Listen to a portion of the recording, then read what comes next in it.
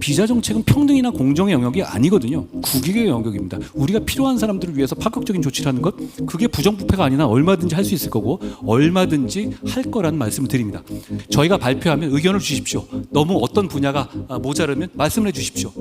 우리가 비자를 하는 것은 어떤 산수 문제 푸는 게 아닙니다. 우리나라가 잘 살고 기업이 잘 되기 위한 거잖아요. 그러면 의견을 많이 주십시오. 왜냐하면 저희는 잘 모르거든요. 다만 잘하고자 하고는 선의와 그 마음이 저는 있습니다. 그러니까 알려주십시오. 저희가 몰라서 무능해서 놓치는 일이 없도록 해주시면 좋겠습니다.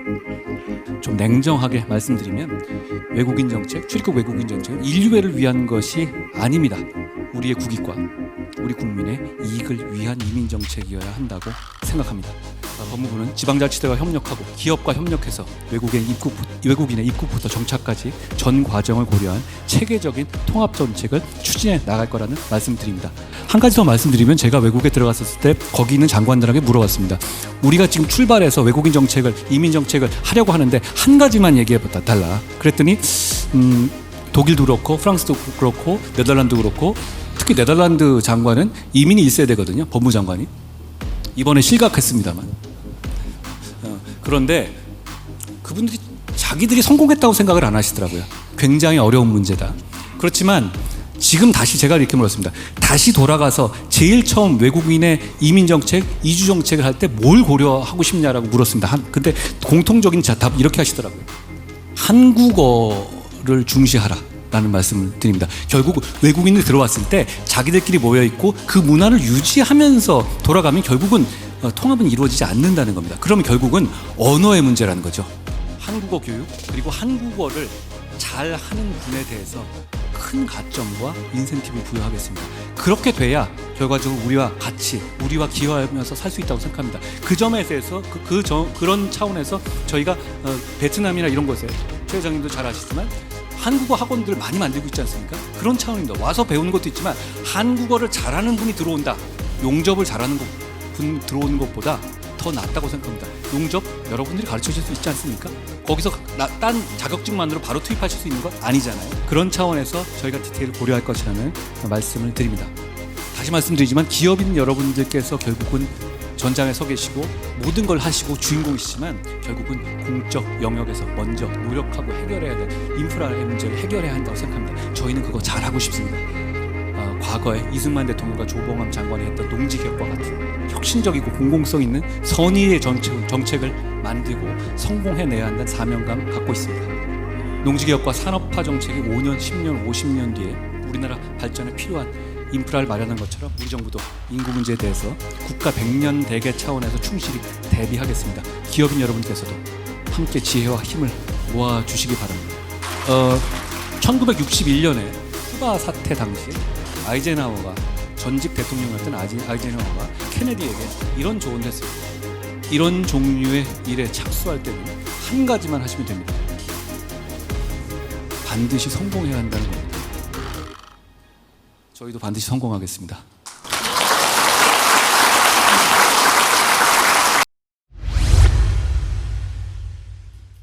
저는 국회에서 연설할 때 저한테 야유하는 것에 굉장히 익숙하거든요. 그런데 이렇게 저를 반겨주시는 걸 보니까 좀 어색하기도 한데요. 기분이 참 좋습니다. 예.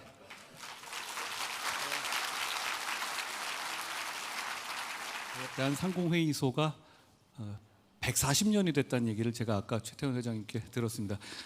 명실상부 우리나라 최고의 법정단체이고 포럼입니다. 초대해 주신 대한상공회의소의 최태원 회장님 비롯한 여러분들께 감사드립니다. 고맙습니다. 네.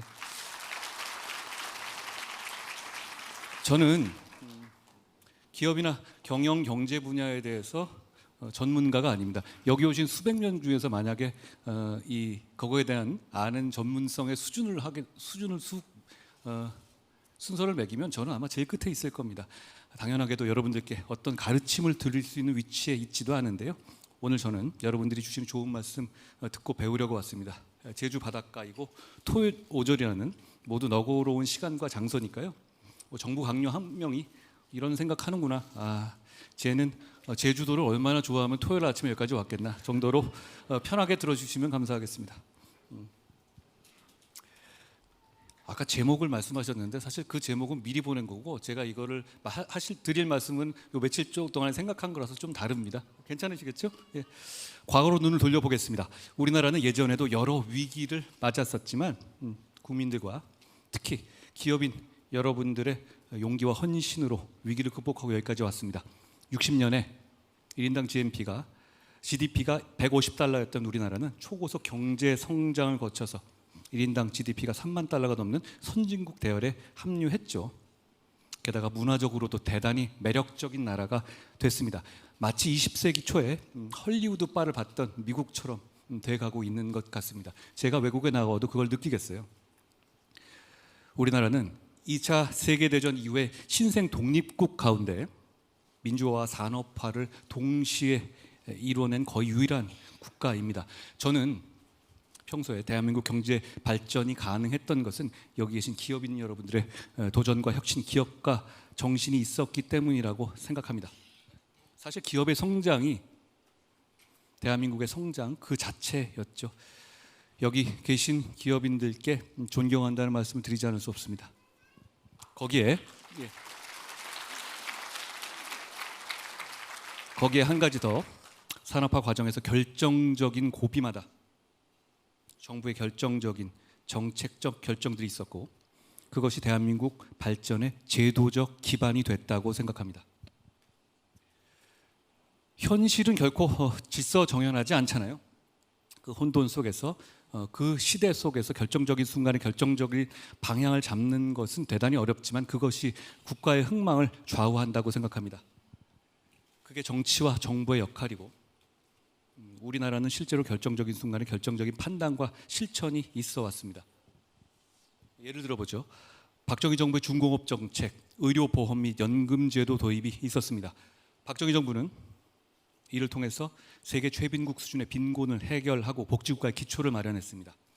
경부고속도로 등 사회 간접 자본을 과감하게 만들어내고 오늘날까지도 우리 주력 수출 산업인 중화공업을 육성해서 산업 구조를 고도화했죠. 또 노무현 정부의 한미 FTA 체결도 결정적 순간에 정부의 과감한 결단의 장면이었다고 생각합니다. 기억하시다시피 당시 한미 FTA 체결에 반대하는 의견도 참 많았습니다. 하지만 2012년 한미 FTA 발효 후에 10년이 지난 지금 한미 FTA는 우리나라를 세계 무역순위 6위라는 무역 강국으로 만들어 놨습니다. 이외에도 여러 가지 결정적인 정책들이 있었죠. 하지만 저는 오늘 1950년에 이승만 정부의 농지 개혁에 대해서 얘기하겠습니다. 개인적으로 저는 1950년의 농지 개혁이야말로 대한민국이 여기까지 오게 된 가장 결정적 장면 중 하나였다고 생각합니다. 물론 전적으로 이거 하나 때문만은 아니었더라도요. 만약 이게 없었더라면 대한민국은 지금과 많이 다른 나라였을 거라고 생각합니다. 대한민국 정부가 1948년 8월 15일에 수립될 무렵에 우리나라는 압도적인 농업 국가였습니다. 무려 전 국민의 77%가 농민이었으니까요. 남한은 더더욱 그랬죠. 그러니까 자연스럽게 당시 우리나라가 직면했던 가장 큰 문제는 바로 농지 소유의 불균형과 소작농 문제였습니다. 우리나라 전체 농지 65%가 소작농지였고 전체 농가의 86%가 소작농이었다는 통계도 있습니다. 농민, 즉 국민의 대부분이 소작농이었고 대지주가 토지를 독점하고 있었습니다. 사실 이건 우리만 그랬던 건 아니고요. 신생 농업국가 모두가 마찬가지 상황이었죠. 이런 시대적 난제에 대해서 이승만 정부가 내놓은 답이 바로 농지개혁이었습니다. 대지주들이 소유한 농지를 소작농들에게 유상으로 분배해서 대지주를 없애고 국민 다수를 자영농으로 만드는 거였죠. 지금 생각해봐도 현실적으로 그게 되겠어 싶은데 실제로 그렇게 됐습니다. 우리 모두 알다시피요. 이 농지개혁으로 수백 년의 지배 계급이었던 지주 계층이 한순간에 소멸하게 됐습니다. 농업국가에서 대주주, 대농장이 하루아침에 사라져 버린 겁니다. 그것도 폭동이나 소요 사태도 없이 평화적이고 합법적인 방식으로 말이죠. 게다가 우리 모두 알듯이 그때는 테러와 암살이 횡행하던 폭력의 시대였잖아요. 이후에 우리 역사에서 대지주와 소작농이 대립하고 갈등했다고 한번 가정해 보시죠. 농민 게릴라가 아직도 있는 라틴 게릴라들, 라틴 아메리카 나라들처럼 말이죠. 필리핀이나 브라질 등 다른 나라와 비교해 보면 우리나라의 농지 개혁이 얼마나 굉장하고 대단한 것이었는지 체감할 수 있습니다. 브라질 같은 나라는 대지주와 소작농 간의 갈등이 현재까지도 계속되고 있고 경제 발전을 가로막는 치명적인 한계로 작용하고 있습니다. 예전에 브라질의 룰라 대통령이 중앙일보와 인터뷰를 한 것을 제가 지면에서 본 적이 있습니다. 국토가 넓고 천연 자원이 풍부한 브라질이 아직까지도 빈곤한 이유는 룰라 대통령이 이렇게 말했습니다. 대한민국과 달리 농지 개혁에 실패했기 때문이라고요. 1950년에 대한민국의 농지 개혁을 높게 평가했습니다. 사실 제가 농지 개혁이라는 부분에 대해서 관심을 갖게 된 계기가 그때 그 기사를 보면서부터였어요. 잘 아시다시피 농지 개혁은 이승만 대통령과 조봉암 농림부 장관이 설계하고 실행했습니다. 특히 이승만 대통령이 과거 공산주의 활동까지 했었던 조봉암 장관을 과감하게 중용해서 함께 농지 개혁을 이뤄냈다는 점은 이 결정적 장면을 더 빛나게 하는 거라고 생각합니다. 그리고 인촌 김성수의 역할이 있었긴 했습니다만 전통적인 대지주들이 지주 입장에서 도저히 수용하기 힘든, 한번 상상해 보시죠.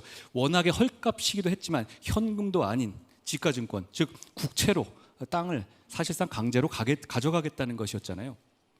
땅값은 오를 거고 신생국가의 국채는 신뢰할 수도 없었는데도 말이죠.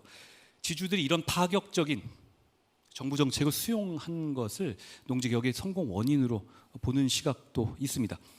일각에서는 당시 대주주들이 농지개혁에 협력한 것을 두고 어쩔 수 없는 상황론이었다고 폄훼하기도 합니다만, 농업국가에서 대지주들이 신생정부가 발행한 믿을 수 없는 지가증권을 받고 땅을 내준다는 거 아무나 할 수 있는 일 아니었다고 생각합니다. 우리와 비슷한 농지개혁을 시도했던 필리핀 같은 나라에서 대지주들이 어떻게 개혁에 저항하고 아직까지도 대지주들이 건재한지를 한번 생각해 봐 주시죠. 말이 나온 김에 이승만 정부의 농지개혁에 성공한 비결을 알기 위해서 당시의 농지개혁 제도의 디테일을 한번 살펴보겠습니다. 악마는 디테일이 있다고 하잖아요. 여담입니다만 여기 계신 기업인들이야말로 디테일의 장인들이시고 정부도 그걸 배워야 한다고 생각합니다. 당시 농지개혁 방안의 핵심은, 디테일은 낮은 매입 가격과 분할 상환에 있었습니다. 소작료가 당시에 50%에 달했는데 그 시절에 1년 소출의 30%씩 5년만 납부하면 토지의 소유권을 완전히 취득할 수 있도록 한 제도였거든요. 이런 조건이니까 당연히 이 매입 권한을 포기할 만한 사람은 별로 없었죠. 원래 내던 소작료보다도 적게 5년만 내면 그냥 내 땅이 되는 건데 이걸 왜 포기하겠습니까? 농민들에게 매우 유리한 조건이었고 이런 조건 때문에 이 농지개혁이 성공할 수 있었다고들 합니다. 농지개혁은 6.25 전쟁 직전 대부분에 마무리됐는데요.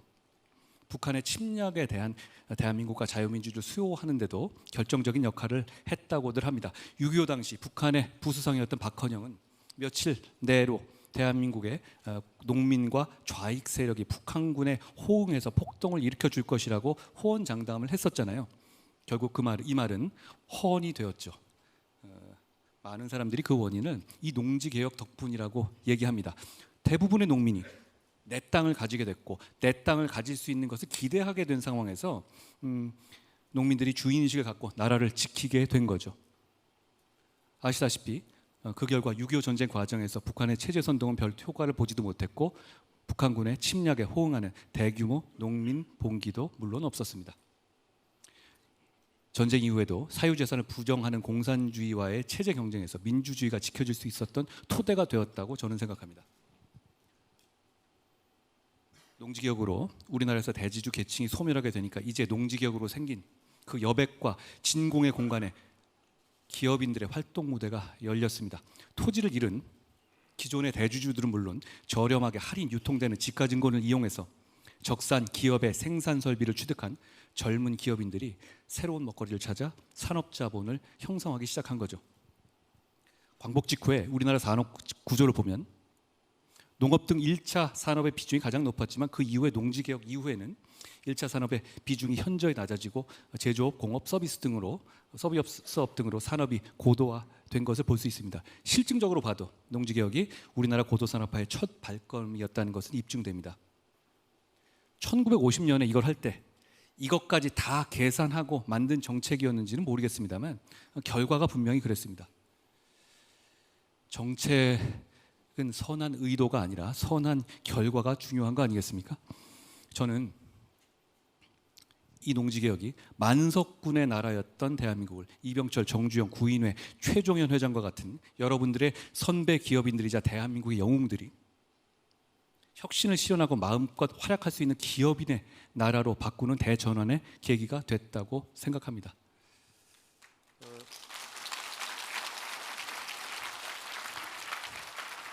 토지 분배와 경제 성장률의 관계를 알 수 있는 자료를 한번 보시겠습니다.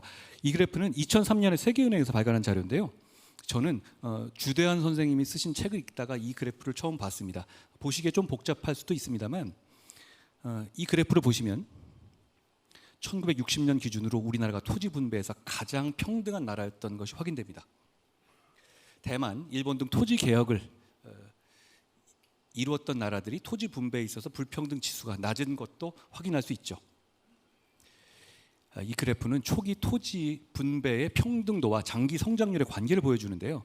이 두 지표가 거의 정비례 관계가 있다는 점을 실증적으로 보여주고 있습니다. 통계적으로도 실증적으로 봐도 대한민국 정부 수립 초기의 과감한 토지 농지 개혁과 분배 정책이 우리나라 장기 경제 성장의 토대를 만든 100년 대계가 된 겁니다. 반대로 농지 개혁에 실패해서 여전히 대지주 위주의 농장 경제, 대농장 경제에 머무른 나라들은 경제 성장에 실패했죠. 페루, 아르헨티나, 과테말라, 파라과이 등 중남미 국가들 비롯해서 토지의 소유가 대지주에 집중됐던 국가들은 40년 동안 거의 성장하지 못했거나 마이너스 성장을 한 걸 알 수 있습니다. 물론 이런 오랫동안의 역사를 하나의 통계로 설명할 수는 없겠습니다만 의미 있는 지표인 점은 분명한 것 같습니다. 광복 직후 우리는 공산주의와 민주주의의 대립 등 내부적 혼란뿐만 아니라 6.25 전쟁까지 수많은 어려움을 겪었잖아요. 그럼에도 정부는 과감한 제도 개혁으로 사회와 경제 발전을 위한 제도 인프라를 구축하는 데 성공했다고 생각합니다. 당시 이승만 대통령과 조봉암 장관의 박력 있고 정교한 리더십이 국민의 이해와 지지를 만난 것이라고 생각합니다. 그런 지점에서 나라가 발전할 수 있다고 저는 생각합니다. 이런 농지개혁처럼 지금의 우리 정부도 제도를 개혁하고 사회 구조를 개혁해서 국민 여러분들이 행복한 삶을 누릴 수 있도록 하는 토대를 만들고 바로 여러분들 같은 기업인들이 자유롭게 창의와 혁신을 펼칠 수 있는 토대를 만들어야 한다고 생각합니다. 거기에 더해서 기업인들을 시장 외부의 부당한 공격으로부터 단호하게 보호하고 시장 내부의 룰을 반드시 지켜질 수 있게 하는 것이 정부 정책의 핵심일 겁니다.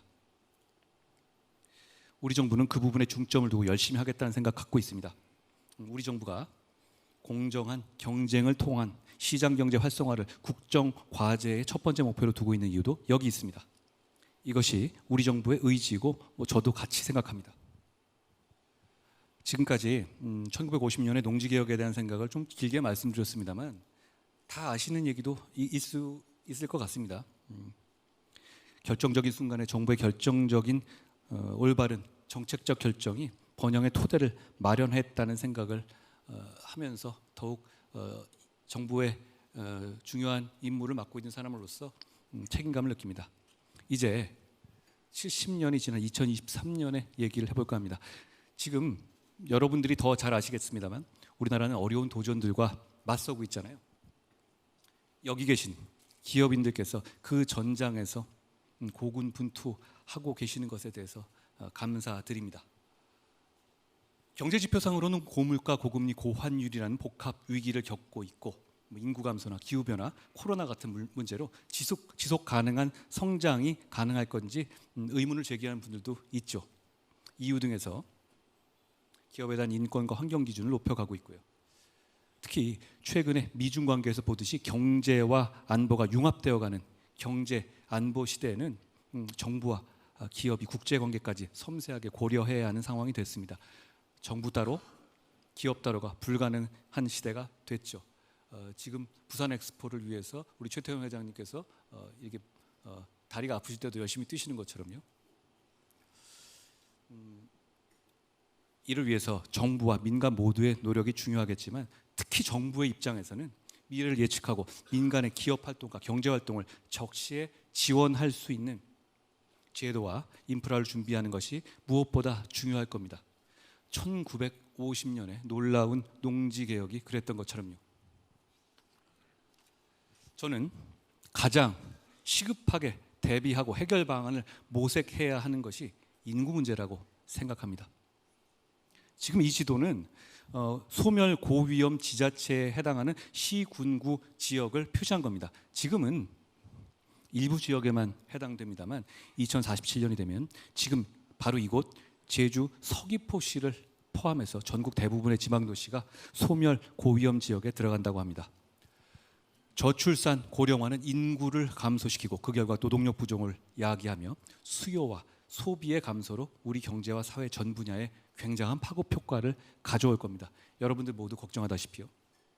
이건 서울대학교 인구정책연구센터의 자료인데요. 2021년과 2100년에 우리나라 인구 추계를 보여주는데요. 2100년이 되면 저출산으로 인해서 총 인구가 2천만 명 이하로 줄어들 뿐 아니라 15에서 64세 생산 가능 인구보다 노인층이 더 큰 비중을 차지하게 될 겁니다. 순수 한국인의 인구 구조가 이렇게 될 거라는 거, 이건 이미 바꿀 수 없는 미래입니다. 산수 계산상으로도 이걸 바꿀 수는 없을 겁니다. 내국인의 자체 출산율 증가만으로 이 추세가 바뀌기는 이미 늦었기 때문입니다. 결국 이대로 두면 우리나라는 지속적으로 발전하기 어렵습니다. 아니, 대한민국이라는 나라의 존속 자체가 위협받게 될 겁니다. 우리나라에서 영업하고 우리나라 사람들 직원으로 공용하며 우리나라의 자본시장과 금융시장에서 자금을 조달하는 여러분들께 특히 심각한 상황일 것 같습니다. 더 체감하실 거고요. 제가 오늘 이 자리에서 이 문제를 강조해서 말씀드리는 이유기도 합니다. 이런 인구 감소와 저출산 고령화 문제에 대해서 어떻게 대응해야 되겠습니까? 어떤 준비를 해야 될까요? 답하기 쉽지 않은 문제입니다. 제가 올 초에 이민 선진국이라는 나라들의 정책 책임자들을 직접 찾아가서 정답이 뭔지를 한번 물어봤습니다. 사실은 지구상의 어떤 나라도 그 누구도 지금 시점에서 정답을 모릅니다. 스스로 성공했다고 생각하는 나라조차 없더라고요. 그럼에도 불구하고 우리는 지금 답을 준비해야 합니다. 역사는 가르쳐주고 있지 않습니까? 아직 우리는 안전하다고 믿는 순간 진짜 위험에 처한다는 걸 말입니다. 저는 우리가 70년이 지난 지금 1950년의 농지개혁이 정답이었다고 말할 수 있듯이 10년 뒤, 50년 뒤, 70년 뒤 돌아봤을 때 지금 우리가 2023년에 정답을 냈었다고 말할 수 있기를 바랍니다. 내국인의 출산율을 높이기 위해서 정부가 여러 가지 정책을 하고 있잖아요. 지속적으로 노력해야 하는 건 당연합니다. 최선을 다해야 하고 최선을 다할 겁니다.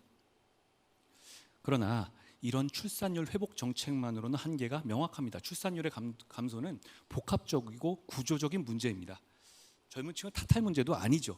게다가 이미 이렇게 인구수가 절대적으로 감소하는 상황에서 출산율이 좀 높아진다고 해서 다시 인구가 회복되지는 않을 겁니다. 계산상 명백합니다. 무엇보다 지금 다시 출산율이 드라마틱하게 높아진다고 해도 그렇게 태어난 아이들이 생산 가능 연령까지 되기까지는 최소 15년 이상이 걸리잖아요. 그러니까 내국인의 출산율 증가만으로 인구 위기를 해결하기에는 이미 늦었습니다. 게다가 선진국에서 출산율 감소는 전 세계적 추세이기 때문에 단편적인 노력으로 해결될 것인지 단언하기 어렵습니다. 해결한 나라도 없잖아요. 기업에서도 이런 인구 분석에 따라서 여러 가지 상품을 기획하시고 마케팅 전략을 수립하시는 것으로 저는 알고 있습니다. 누구보다도 기업인들이 이 현실과 문제의 본질을 잘 알고 계실 거라고 생각합니다.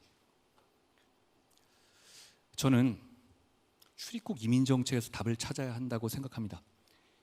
이민에 대해서 호감을 갖는지 반감을 갖는지 그거와 별개로 사실 이 길 외에 다른 길이 없다는 것을 우리가 잘 알고 있지 않습니까? 다른 길이 있나요? 다른 길이 없다면 어차피 피할 수 없는 방향이라면 국익 차원에서 기획해서 강하게 그립을 쥐고 추진하자는 겁니다. 먼저 경험한 나라들의 경험과 우리 상상력을 결합하면 저는 잘할 수 있다고 생각합니다. 이미 우리나라는 농업, 일부 제조업 분야의 인력 상당 부분을 외국인 근로자에 의존하고 있지 않습니까? 이런 현상 앞으로 심화될 수밖에 없습니다. 여기 계신 기업인들 회사에서도 외국인 근로자 상당수 근무하고 계실 겁니다. 제가 법무부 장관으로서 기업인들에게 받는 민원 중에 상당수는 그 제한을 풀어달라는 것이 반 이상입니다. 다른 한편으로는 단순 노무직 근로자 이외에 전문적인 지식과 기술을 갖추고 있는 유능한 외국인 인재들을 확보하는 것도 더 중요해질 겁니다. 구글이나 이베이나 페이스북이나 링크드인, 테슬라 같은 회사들 두 가지 공통점이 있다고 합니다. 하나는 업계의 혁명을 가져왔다는 것이고요. 또 하나는 바로 창업자의 전부 또는 일부가 이민자 출신이라는 겁니다. 우리나라에서 성장하고 교육받은 많은 인재들이 외국으로 나가고 있는 실정이잖아요. 그걸 막기도 어렵고요. 이것을 막을 수 없다면 다른 외국의 우수한 인력이 우리나라로 들어올 수 있는 방안을 짜내야 합니다. 그리고 그 정책이 국가 정책 중 우선순위가 되어야 한다고 생각합니다.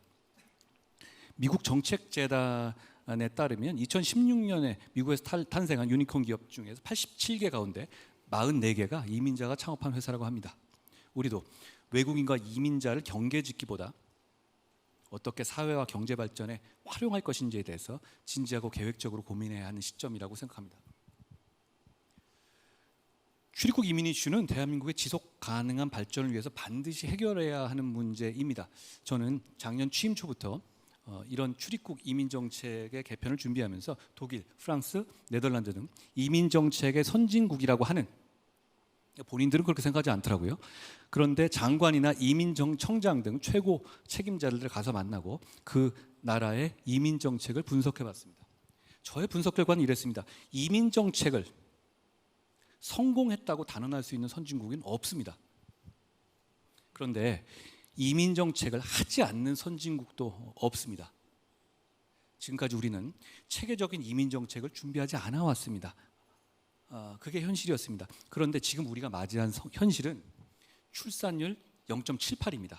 출산 연령 인구 자체가 좀 작아지기 때문에 분모가 작아지니까 이 숫자가 조금 높아져서 착시 현상이 생길지는 모르겠습니다만 이미 출산 장려만으로 인구 절벽을 극복하기엔 늦었습니다. 이제 체계적인 출입국 이민 정책 없이 대한민국의 미래는 없다고 생각합니다. 그런데 늦지 않았습니다. 애써 긍정적인 면을 보자면 우리는 선진국들이 각기 다른 실패담을 분석해서 지름길로 갈 수 있는 이점이 있습니다. 5년, 10년 뒤에는 분명히 외국인들의 자발적인 기여를 활용하면서 동시에 그로 인해서 피해를 볼 수 있는 내국인들의 불안까지도 꼼꼼히 챙기는 나라가 세계를 선도하게 될 거라고 생각합니다. 저는 그게 우리나라가 되기를 정말로 바랍니다. 정말 이 시기를 놓치면 10년 뒤에 왜 그때 너네 그런 거 안 했어? 라고 원망받고 후회하게 될 거라고 생각합니다. 더 늦기 전에 방향을 정하고 체계적으로 신속하게 추진할 필요가 있다는 점에 공감하실 거라고 생각합니다. 기업 차원에서도 회사 인력 문제 해결을 위해서 많은 준비를 하시는 것으로 알고 있습니다. 다만 앞서 말씀드린 농지개혁 사례와 마찬가지로 공적 영역에서 정부가 좋은 제도를 만들고 인프라를 구축하는 것이 정부의 역할이고 이것이 반드시 필요하다고 생각합니다. 그런데 우리의 출입국 이민 정책이 그동안 어땠는지 간단하게 말씀드리면 여러 부처로 분산되어 있었거든요. 그 영향을 정교하게 분석하고 책임 있게 답할 수 있는 기관이 없었습니다.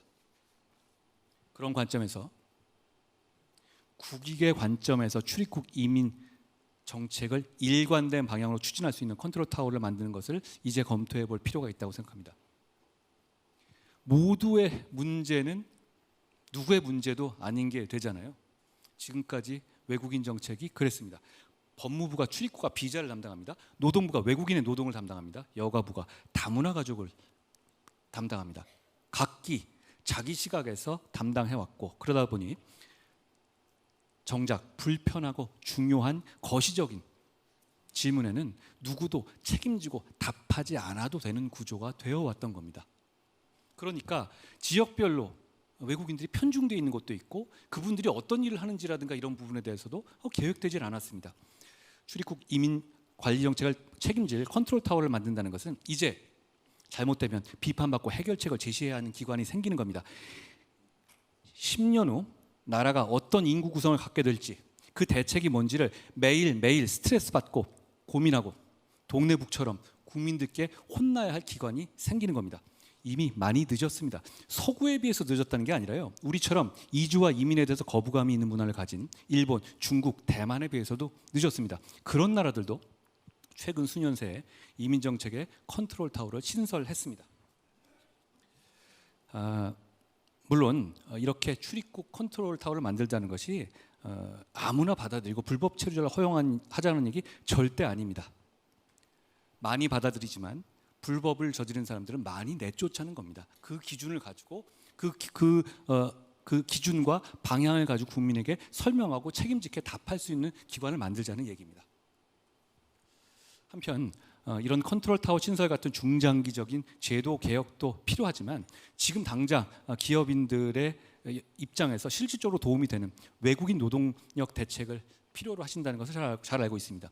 컨트롤 타워가 없으니까 안 하겠다, 컨트롤 타워를 만들 때까지 미루겠다, 그런 말 하겠다는 것이 아닙니다. 법무부는 비자 제도 개선을 통해서 구인난 해소에 기여하고 기업 경쟁력을 강화하고자 여러 정책을 발굴하여 집행하고 있는데요.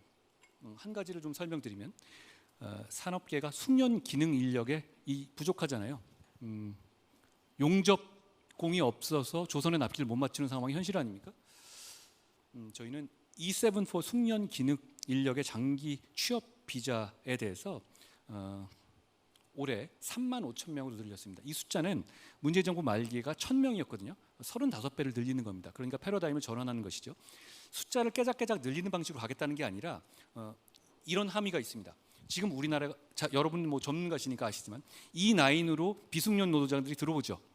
그런데 이분들이 10년 동안 지나면 무조건 돌아가야 되기 때문에 이분들이 어느 정도 되면은 불법 체류를 가게 되거나, 그리고 우리 기업의 로열티를 가지고 여기서 일하는 것보다는 어쨌든 간에 얻을 수 있는 최대한의 돈을 벌어서 귀국하기를 원하는 구조잖아요. 저는 그 단계를 만들자는 겁니다. E74는 잘 아시다시피 정주가 가능합니다. 기한이 없죠. 물론 우리가 내쫓을 수는 있습니다만. 그리고 가족 초청이 가능합니다. 사실 영주권의 전 단계거든요. 그러니까 E9으로 들어와서 여러분의 기업에서 근무하는 외국인 근로자들이 기업의 방침에 맞춰서 열심히 일하고 대한민국에 잘 적응할 경우에는 E74로 승격할 수 있는 인센티브를 주겠다는 겁니다. 과거 이게 1,000명이었으면 손에 보이지 않는 겁니다. 앞으로 더 늘릴 겁니다. 그렇게 되면 3만 5천 명, 작은 숫자가 아니거든요. 그러면 그 과정에서 기업이나 지자체의 의견을 듣겠습니다. 기업이 보기에 우리나라에 정주할 만하고 우리나라에 기여하고 있는 외국인 근로자라고 저에게 추천해 주시면 저희가 E74로 파격적인 전환하는데 우선적으로 고려하겠습니다. 무슨 의미냐면, 저희가 E74를 30배 늘렸다는 것은 그 E74를 외국에서 그냥 데려오겠다는 취지가 아닙니다. E9에서 전환하는 방향으로 가겠다는 거고, E9에서 그 전환으로 생기는 슬롯만큼은 E9으로 충원하게 될 겁니다. 그러니까 우리나라에 들어와서 일하는 외국인이 일단 들어오기만 하면 장땡, 그게 아닌 거죠. 와서 더 열심히 일하고 대한민국에 자발적으로 기여할 경우에는 사실상 대한민국 국민으로 편입될 기회를 열어주겠다는 겁니다. 사실 외국에서 어떤 분들이 유용한지를 우리가 검증해서 오는 것, 그거 만만치 않더라고요. 그거 누가 어떻게 감증하겠어요? 그 과정에서 브로커도 많고. 그렇지만 우리나라에서 상당 기간 근무하면서 여러분의 회사에서 근무한 사람들 중에서 옥석이 가려지지 않습니까? 그 의견을 듣고 반영할 통로를 만들겠다는 것이 저희가 이 30배 늘린 거의 핵심입니다. 그냥 많이 늘리겠다는 의미가 아닌 거죠. 예. 한마디로 말씀드리면 E9 비숙련 근로자들 중에서 한국에 자발적으로 기여하고 지역 사회에 검증된 사람에게 가족 초청이 가능하고 기한 한정이 없어서 안정적인 E745의 전환의 길을 열어줘서 오히려 불법 체류로의 이탈의 유혹을 떨쳐낸 동기부여를 할 수 있는 시스템을 만들겠다는 겁니다. 너무 디테일한 말씀 드렸나요? 하지만 뭐 악마는 디테일이 있지 않습니까? 저는 이거 작용할 수 있을 거라고 생각합니다. 우리는 일단 들어오는 것만 생각했잖아요, 지금까지. 근데 들어온 사람들이 얼마나 대한민국에 동화되고 대한민국에 기여할 수 있는 어떤 인센티브에 생각한 적이 없습니다. 내쫓는 것만 생각했죠. 근데 입장 바꿔 생각하면 10년을 일했는데 가기 싫은 거 당연한 거 아닙니까? 뭐 걸리기 전까지 열심히 일해가지고 돈 좀 더 벌면 좋겠죠. 그런데 대한민국의 법을 지키고 열심히 일할 경우에는 진짜 파격적으로 정말 한국인이 될 수 있는 길을 열어주는 셈이 있거든요. 이게 영주권은 아닙니다만 E745에서도 어떤 그 한국에 기여를 하게 될 경우에 역시 영주권의 길도 열려 있습니다. 누구처럼 3억을 5년 갖다 놓으면 영주권 준다? 이건 말이 안 됩니다. 그렇지만 대한민국에서 10년 동안 열심히 일한 사람들, 검증되고 대한민국에 봉사한 사람들에게 영주권 주는 거 그게 왜 안 됩니까? 그런 사람들 받아들여야 되는 거 아닙니까?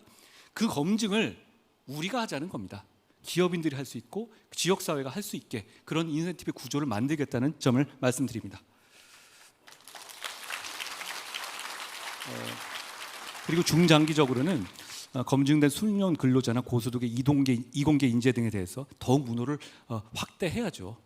그리고 그분들이 한국에 오기를 꺼리는 나라, 대한민국은 하이닉스의 나라고 삼성전자의 나라 아닙니까? 왜 IT 인력이 안 들어오겠습니까? 전 제가 보기에는 예측 가능성이라고 생각합니다. 5년, 10년 뒤 과연 대한민국에 계속 내 가족과 살 수 있을 것인가? 그런 부분에 대한 예측 가능. 유능한 분, 검증된 분에 대해서는 파격적으로 드려야죠. 지금 그 인재를 서로 쟁탈하는 그 전쟁이 이미 우리 경쟁국 사이에 이루어지고 있지 않습니까? 그 제도를 지금까지는 어떠냐면 그런 아주 우수한 IT 인력도 결국은 일반적인 비숙련 노동자와 트랙이 같습니다. 이렇게 되면 저라도 안 올 것 같은데요. 그렇지만 이 비자 정책은 이겁니다. 비자 정책은 평등이나 공정의 영역이 아니거든요. 국익의 영역입니다. 우리가 필요한 사람들을 위해서 파격적인 조치를 하는 것, 그게 부정부패가 아니라 얼마든지 할 수 있을 거고 얼마든지 할 거라는 말씀을 드립니다. 그리고 노동시장 및 이민정책적 고려를 바탕으로 취업 비자의 총량을 사전에 공포해서 기업의 인력 조달 계획 수립에 있어서 예측 가능성을 높여드리려고 합니다. 저희가 발표하면 의견을 주십시오. 너무 어떤 분야가 모자르면 말씀을 해주십시오.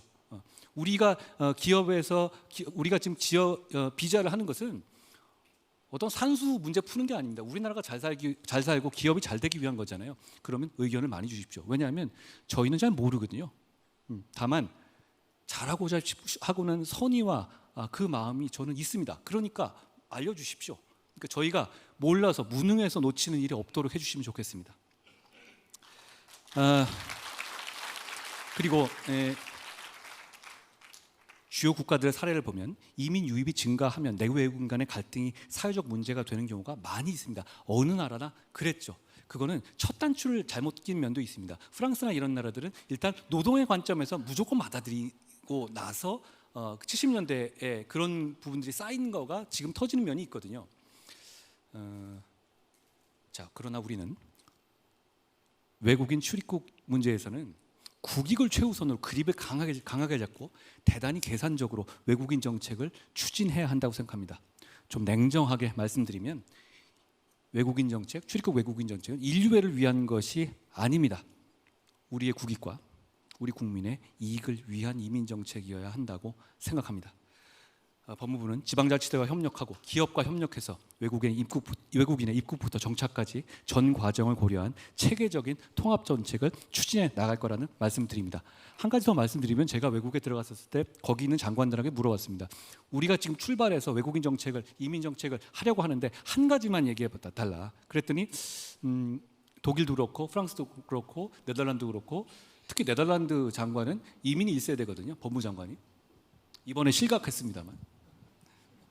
그런데 그분들이 자기들이 성공했다고 생각을 안 하시더라고요.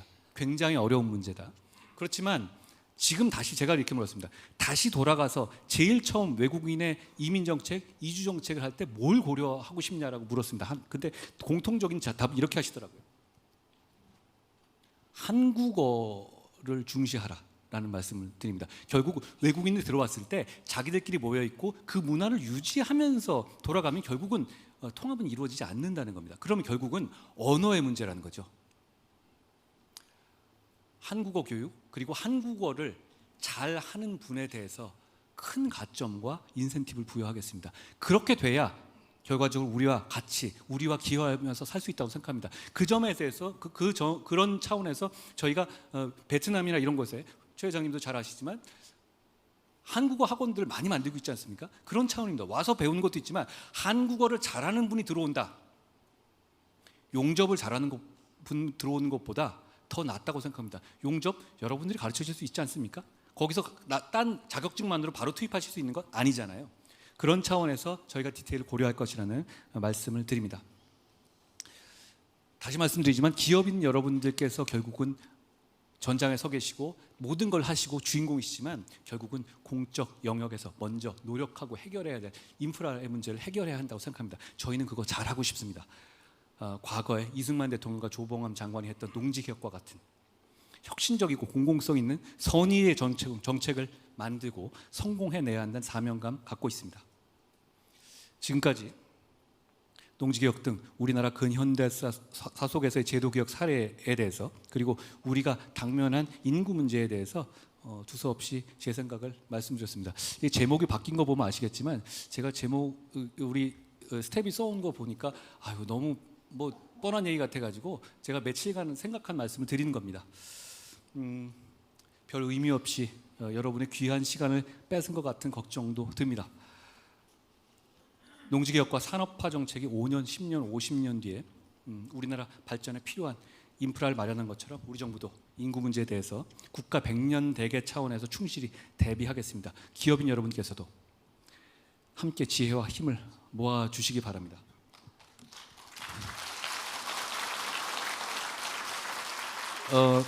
1961년에 쿠바 사태 당시에 아이젠하워가 전직 대통령이었던 아이젠하워가 케네디에게 이런 조언을 했습니다. 이런 종류의 일에 착수할 때는 한 가지만 하시면 됩니다. 반드시 성공해야 한다는 겁니다. 저희도 반드시 성공하겠습니다. 저는 우리 체제와 헌법 정신에 대해서 이렇게 생각합니다. 선택권과 경쟁이 존재할 때 결국에 국민의 권익에 증진된다는 것이 우리 체제와 헌법 정신이라고 생각합니다. 공정한 시장이 기업의 혁신에 보상하고 기업의 성장을 이끌지만 기업은 이 나라 일자리 창출에 책임을 다해야 하고 법에 따라 근로자를 보호해야 한다고 하는 약속이 우리 체제와 헌법 정신이라고 저는 생각합니다. 우리나라는 정당한 부를 질시하지 않는 나라고 또 반드시 그래야 한다고 생각합니다. 저는 대한민국 기업인들의 혁신 능력과 국가에 대한 기여에 대해서 깊이 존경하는 마음을 가지고 있다고 고백합니다. 정부는 어떻게 하면 기업의 성공을 도울 수 있을 것인지 항상 고민해야 한다고 생각합니다. 저희는 그렇게 하겠습니다. 석기 시대가 끝난 것이 돌이 부족해서가 아니었고 청동기라는 혁신 때문에 된 것 아닙니까? 새로운 시대를 여는 혁신의 주인공이 세계 혁신의 주인공이 대한민국의 기업인들이 되기를 정말로 바라고 응원하겠습니다. 경청해 주셔서 고맙습니다.